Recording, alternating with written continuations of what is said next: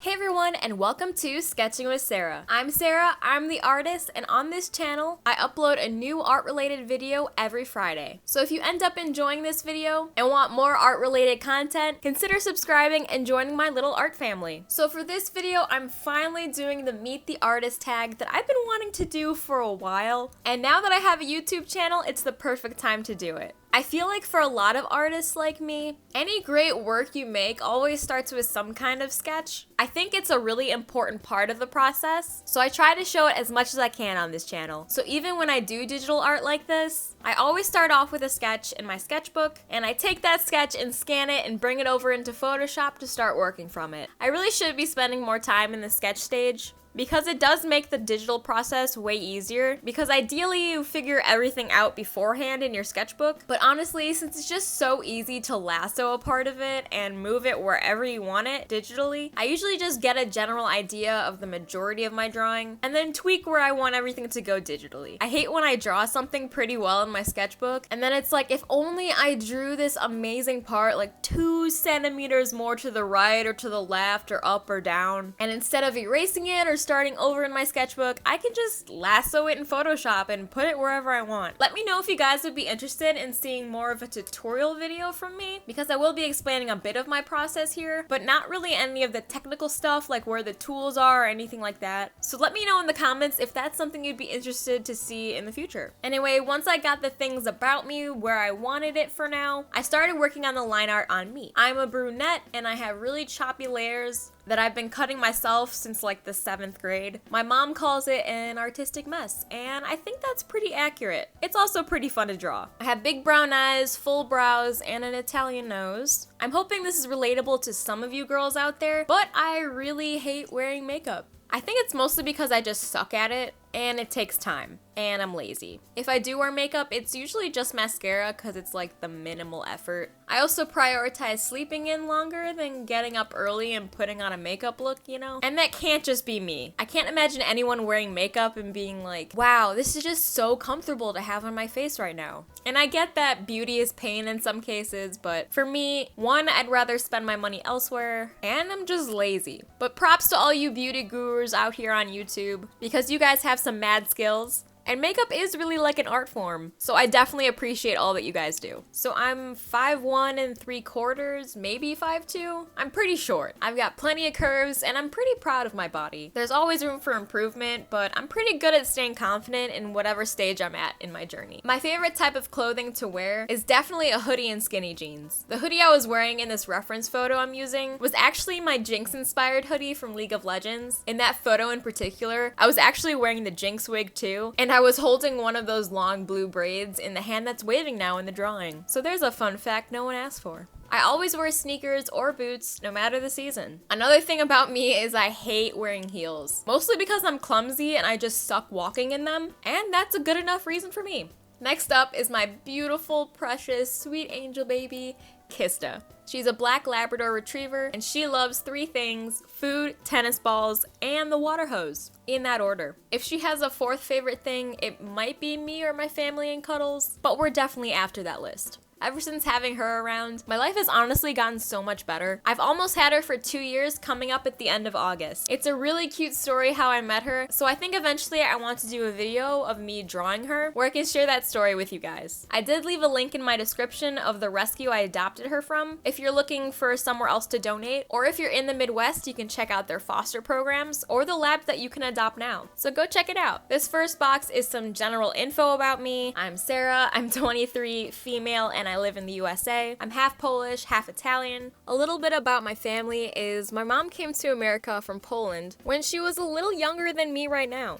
She learned English as a second language and went through that whole process to become a US citizen. And that's something that I admire a lot about her. She's really strong and hardworking, and I'm really grateful to have someone like her to look up to. As a kid, I would go to Polish school, and unfortunately I can't speak it very well anymore, but I do still understand it pretty well. I graduated community college with an associate's in arts degree, and I also graduated from university with a bachelor degree in fine arts with a major in illustration. Next up is my favorite tools that I use to create. I use Adobe Photoshop to do my digital illustrations like this one, and Adobe Premiere Pro to edit my videos. I have the Adobe Creative Cloud, which has all kinds of programs that I've learned how to use in my college classes. It is pretty pricey, but if you're a student, you get a really decent discount for all of it, so it's definitely worth it in my opinion. I do everything on my desktop PC that I drew there as well, including gaming and streaming too. For traditional art, I love using my sketchbook, obviously, Polarized pencils, which if you've seen any of my other videos, I use them quite frequently for sketching. They're basically erasable colored pencils. I like them a lot because they're less messy than graphite pencils, and they're colorful, so it makes my sketchbook look more interesting. I also love working in colored pencil and watercolor pencil, which I failed to draw in from my sketch. I use those quite a bit to get that sketchy feeling in my drawings, but also to have the ability to create washes and shading with the water brush pen, because the watercolor pencils blend really well into the water. Lastly, I drew in my watercolor travel set, and if you've seen my Blob Art Challenge series, I really use this thing a bunch, and it's not the greatest quality, but it gets the job done. I have links for all of the tools I just mentioned,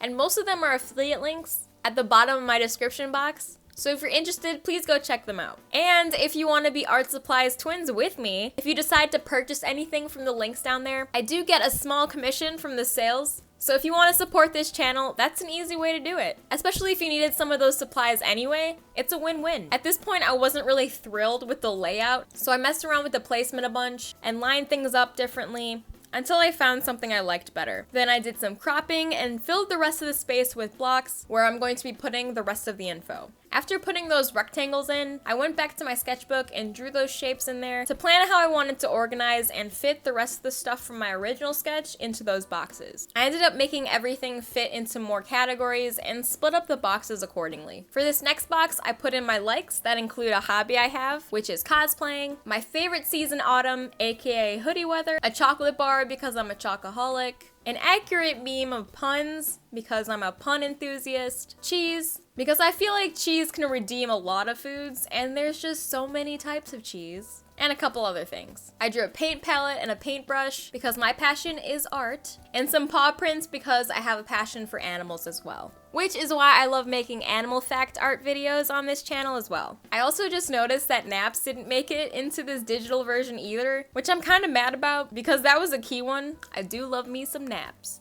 Moving on to the things I do not like. The first one is gum. I hate the feeling of gum, and I can't stand that bubblegum flavor. I remember wanting to gag as a kid at the dentist when they used that bubblegum flavor cleaning stuff. It just wasn't a good time. Also, I just don't get the point of chewing gum after the taste is gone.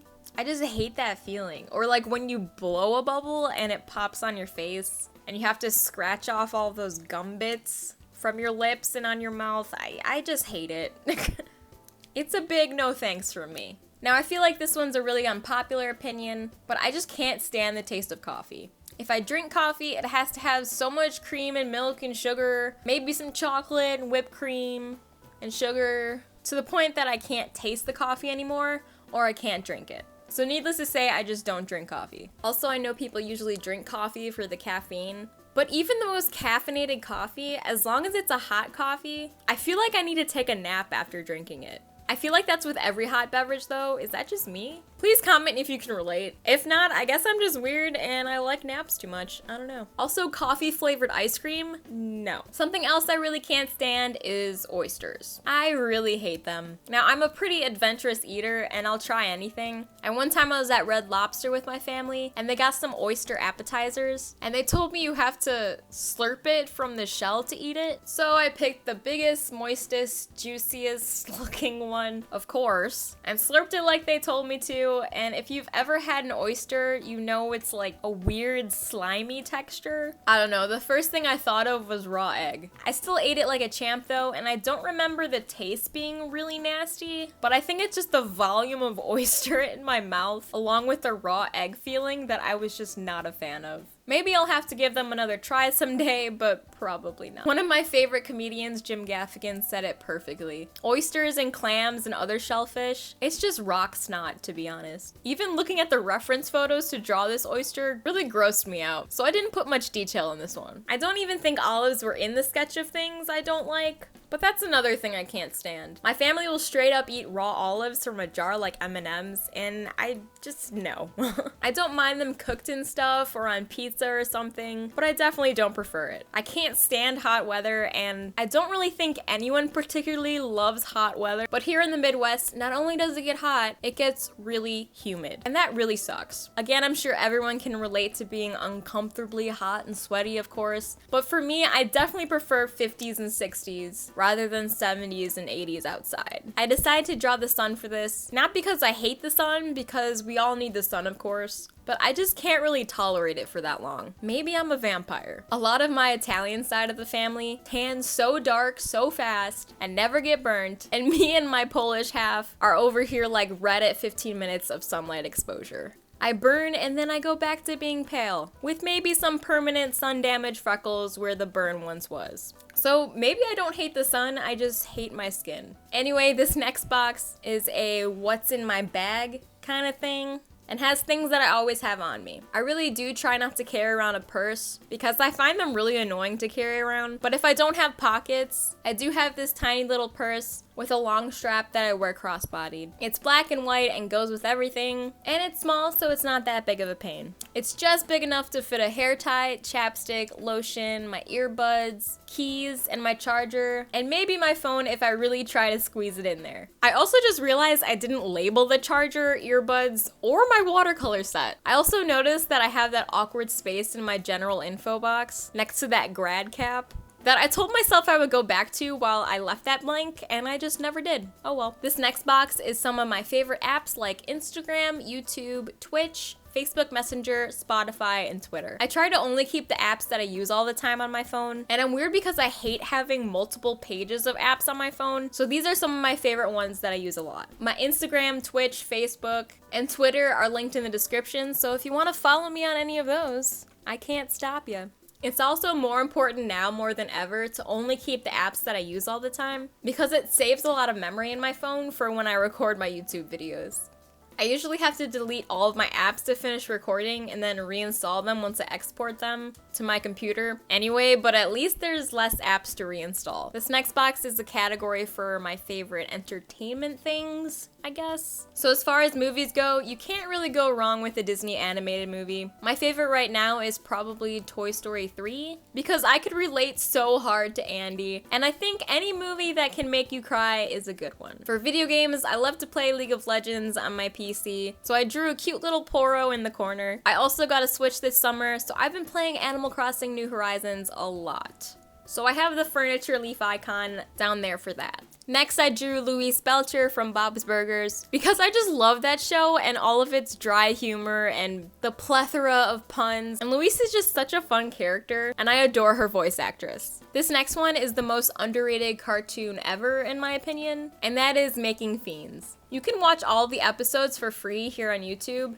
and I'll link that down in the description. It's not the best quality, but you get the gist of it. I don't even want to explain what it's about. You should just go check out the link and see for yourself. Finally, I drew Chowder from the Cartoon Network show Chowder, and there are a lot of reasons that I love this animated show, and maybe it is a little nostalgic for me, but recently I've been rewatching them on Hulu, and I'm still loving it. It's not as classic as SpongeBob for me, but for shows I currently watch, Chowder is definitely up there. Other shows that I love that I didn't put in this box are the Addams Family sitcom from the 60s, because it's just a classic and it appeals to my goth side heavily. So I'm definitely about that. I also watch a lot of murder mystery shows, really any show on Animal Planet, and lots of YouTube creators. That concludes my Meet the Artist tag. I hope you guys enjoy learning a little bit about me. Is there anything that I talked about that you can relate to? Do you have anything you want to see me do a video of in the future? Tutorials maybe? Let me know in the comments. I do respond to everything, so please don't be shy. As I'm looking at this drawing now, there are some things I would add or change, but I do think this is a pretty good representation of the things that matter to me and who I am. If you want to check out any of my supplies that I talked about, like I said, there are some affiliate links in my description for you to look through if you're interested. If you enjoyed this video, please give it a thumbs up and subscribe for more art-related content. I upload a new video every single Friday, and I'm excited for the new videos I have planned for the future. I'd love to have you guys come along with me for my YouTube journey. As always, thank you guys so much for watching, and I'll see you in the next one.